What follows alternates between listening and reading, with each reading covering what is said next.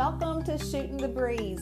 My name is Tonya Kappes, and I am a cozy mystery author who is excited to bring you a fun podcast where we answer reader questions and bring you amazing interviews from your favorite cozy mystery authors. Come, hang out, and let's just shoot the breeze. Hi, and welcome to Shootin' the Breeze. This week, I'm so excited to talk to Benedict Brown. So I have to say that I heard about this guy about a year ago and the talk of the cozy mystery world. And not only, it's interesting because there are some males that do write in cozy mystery, and it's unusual. So when he came on the scene, not only was it unusual for some of us that this was a male, he was killing it, and readers were loving with him, but also that his character is a young boy. He has a young boy sleuth, which we love, with his grandfather. And so he is also part of our Twisty Tales and Cozy Crime prolific works. And as you know, every week we are on here featuring one of those authors, and we are so honored to have Benedict Brown on here today. His novel is called A Novel Way to Kill, and this is part of one of his ongoing series. And we are so glad to have you here, Benedict. Congratulations. Today he had a release. And although we aren't really here to talk about that, we will show it for you guys to grab that. We will also put the links down below.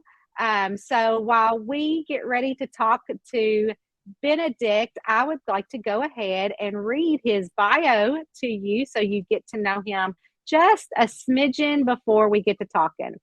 Benedict Brown is a Welsh-Irish Englishman. You're going to love his accent.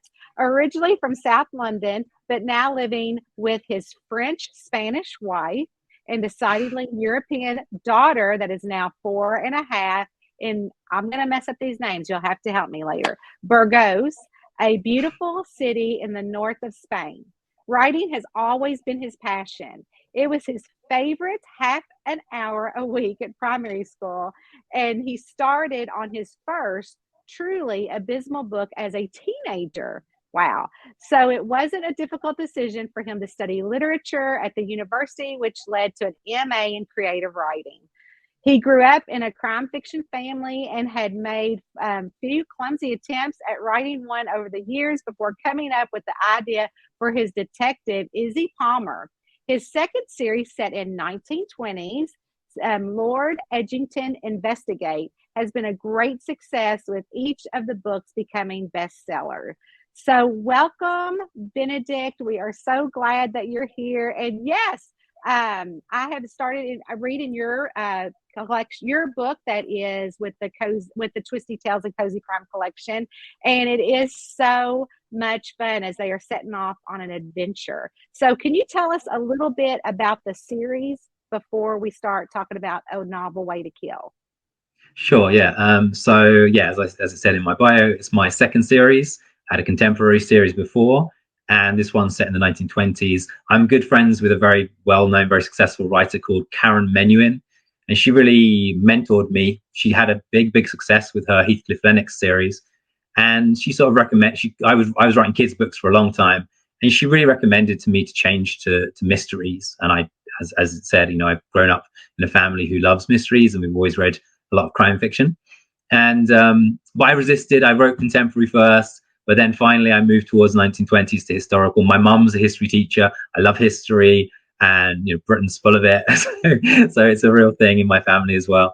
And so about 18 months ago now, I wrote the first Lord Edgington novel, which is called Murder at the Spring Ball. And it was from the first book, it was a big success. And my idea for it from the beginning was to kind of combine my children's writing background in an adult novel. So it is for adults. Some people question whether having a 16-year-old narrator means it's for kids. Well, no, it's not. It's for adults. It's a book from the perspective of a very sweet, innocent 16-year-old who follows his grandfather around, and it just so happens that his grandfather is a famous detective. So it has that really unique perspective. And my readers really loved it. And so as you said, today I released the 8th novel, and I don't know how well it's selling. Right there it is. Yeah, But I'm really happy with. It's my second Christmas book in the series, and there's a lot of snow in it. Yes, we love that. Which brings me to the cover before we get to the book. So actually, Benedict, this is a true home near you. Is that what I understand?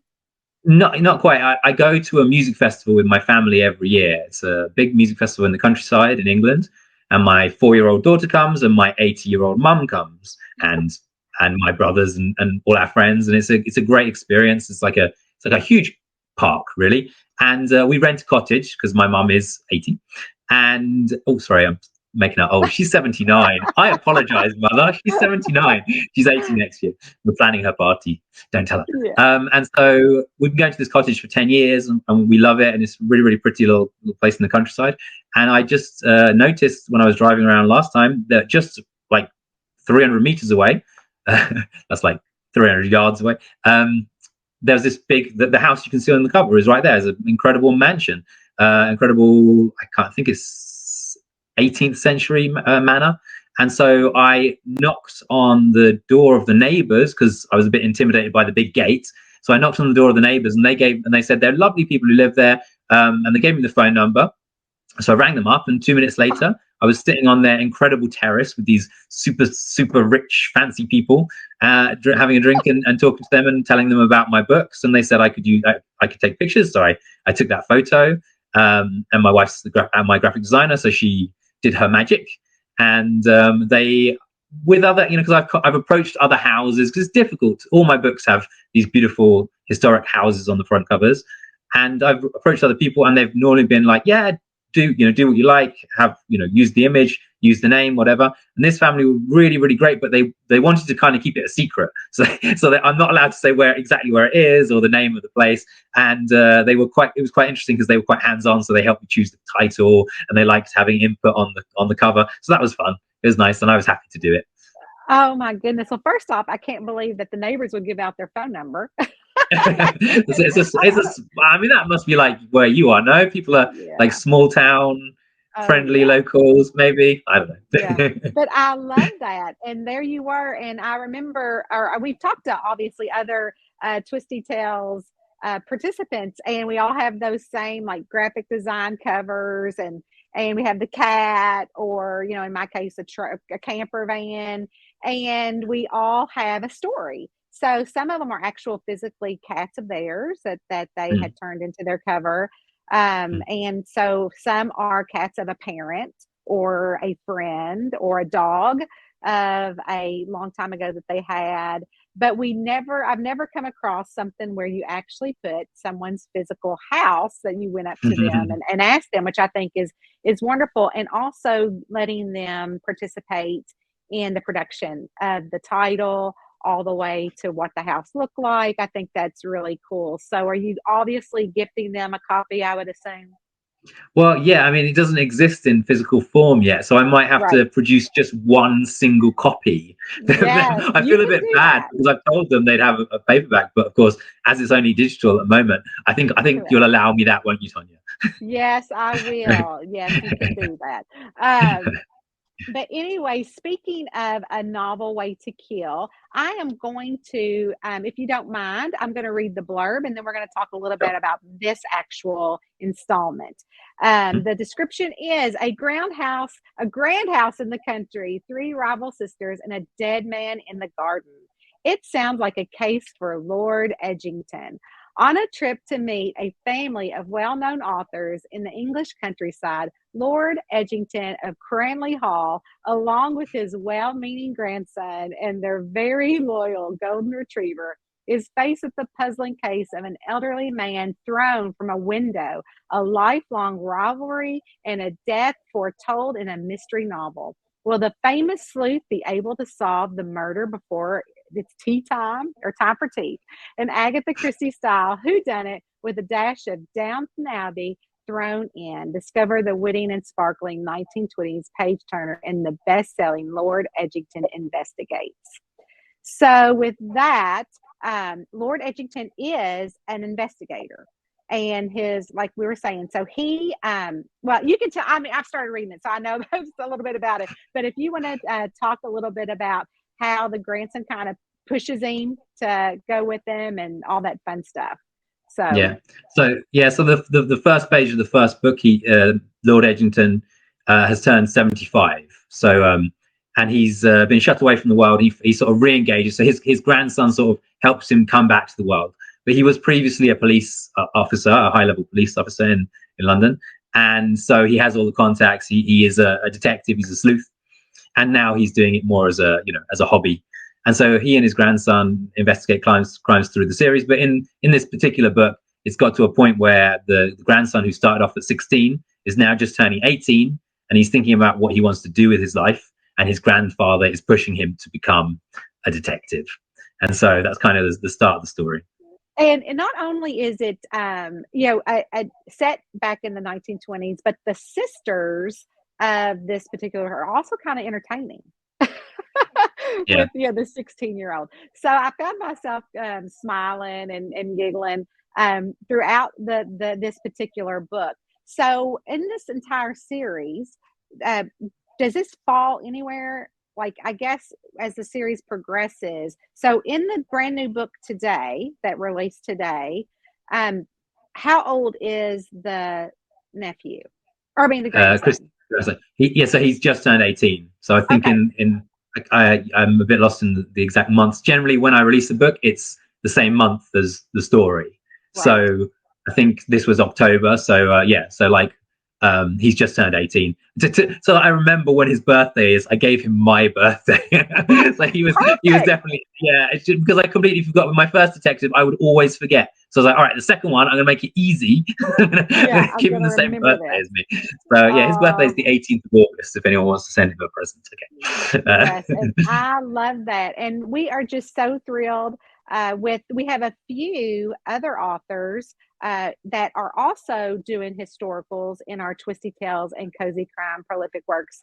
And like he was saying, like Benedict was saying, these books again are all free on the Prolific Works website. All the links are below as well in the show notes, and they will be free for just about until the end of September 2023. So you definitely can start the series at book 1 and grow with his sleuths as we continue, and then go ahead and get this book for free.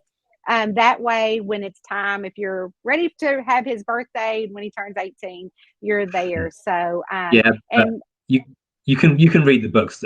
You can read this book out of order. I've got 2 novellas, and I wrote them both in a way so that you can read them whenever. So I wrote it as a taster for the series. But in terms of the relationships, they developed a bit more. But there's no other spoilers. I always try and keep the killers' names out of the books and things like that.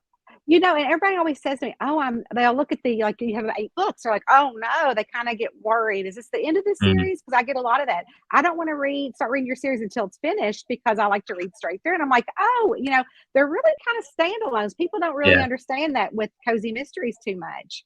Yeah. And like classic authors, it was like that. You wouldn't be worried about Agatha Christie, would you? You wouldn't worry that Poirot is a bit older or not, Right. And so I always say, no, it's what makes it a series for most cozies, as well as yours, is generally the same sleuth with the same side character. And in my case, it's in the same cozy town. Now, your character, do they travel in every book to a different place? Yeah, exactly. I've been trying to use, sort of highlight different beautiful parts of Great Britain. So they've been up to the Lake District in the north of England, and the Cotswolds, which is very famous for cozy mysteries. And this, the one that came out yesterday, is Dartmoor, and I can say that the cover you're looking at there is Suffolk on the east coast of England. That one's Dartmoor in the south of southwest of England. But I think that's an important part. And the back of every book, I include a little chapter about the research I've done or the history involved. And I think that's part of it, the charm of the books and what my readers really like about them. Yes. And speaking of research, since it is historical, and yes, there is a lot of history where you live, do you have to do a lot of research, or what does that look like when you're sitting down to write a novel way to kill? What does that look like for you as research? Well, like I've written, as like you, I publish a lot of books, but so I make a big effort to make everything I include historically accurate, and no one's pointed out anything yet that isn't. So I think I'm doing a good job there. But I do not have time to read 20 books before I sit down to write. So it's very much on the fly. I start with the plots, and then I link in interesting elements that I find as I go along. And it's really amazing. I mean, obviously with the internet, you can just find out so much so quickly. I spend a lot of time over the language. Getting historically accurate language is probably more difficult than just making sure there are no iPhones in it, which is an obvious thing. But so I do a lot. I do read a lot, but it isn't. I do occasionally read historical nonfiction, but it is mainly choosing areas and investigating specific areas rather than going very, very deep. For one book, I did that. I got one very dense novel that came out in February called The Tangled Treasure Trail, and that was all set in London. And there was just so much to it, and it's so multi-layered that I did spend a couple of weeks just reading and reading and reading, and that was interesting. I liked it, but it's not. I prefer getting down to the mystery and having a balance of both. Yeah, and you do, and I think that since I've been reading this one, I got a sense of it without getting too much. I got a sense of them traveling and then going to the home, and the grandson wanting to really take on the mystery of the investigation. So I really love that. Now I do have to ask this question, although it doesn't pertain to this one, but it does pertain to the series because I'm cooked. Do you see the grandson moving into being an investigator with the grandfather? Is there anything you can tell us, or anything in your mind? Or well, I mean, there's a lot of humor. The books are very funny. There's a lot of humor in him not being very good, right? So the grandson is naive. He's innocent. He's pretty useless to begin with. And so he's improving as he goes along. Yeah. But I can't go too fast because I want it to be funny, And some of his ideas are a bit crazy, but I think it'll come to a point, as I'm writing these sort of chronologically. So I started the series 18 months ago, and in the world of the books, 18 months have passed. So if I keep going for 6 years or so, and the grandfather's getting older, as I said, my mom's turning 18. She's going to a music festival, and she runs around the whole time. She lives near London, and she's goes up and down to London every 3 times a week or whatever.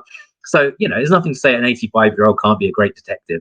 But there's definitely be Chrissy, the grandson's going to be catching up a little bit. So, we'll see how quickly that happens. Yeah, I think that you're going to definitely be going still with this series in 6 years, or your readers will. Yeah, I need to buy a house. Yeah, probably. That is awesome. But we would love to know where we can find you all over the internet, and we will also link those because we want to follow Benedict everywhere we can. He is amazing. Tell us where we can find you. The obvious place is benedictbrown.net. You can see my name on the screen there. And my main social media is Facebook. If you look for Benedict Brown author, that's where I have most of my readers. All right. And would you like to say anything to your readers before we go? Thanks everyone for downloading the novella. I hope you will enjoy it and you get into the series as well. Thank you, Tonya. Thank you so much for coming. We're so happy to have you. And, you're just as lovely as I was told a year ago before I got to meet you. And we are so excited that you're with the Twisty Tales and Cozy Mystery prolific works. And so we thank you. And I will link everything below in the show notes, as well as all of his contact information. So thank you so much, Benedict. It's happy to have you here. Great. Thank you, Tonya. Okay.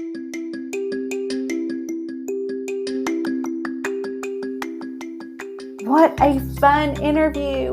I would love to thank today's guest for sharing with us their edition in the Twisty Tales and Cozy Crime Prolific Works giveaway, year-long giveaway. So be sure to grab this episode's book for free, and you can do that by going to the show notes and grabbing that link. And also, don't forget to be sure that you follow and stalk this week's Spotlight author. Thank you so much, and we will see you next week on Shooting the Breeze.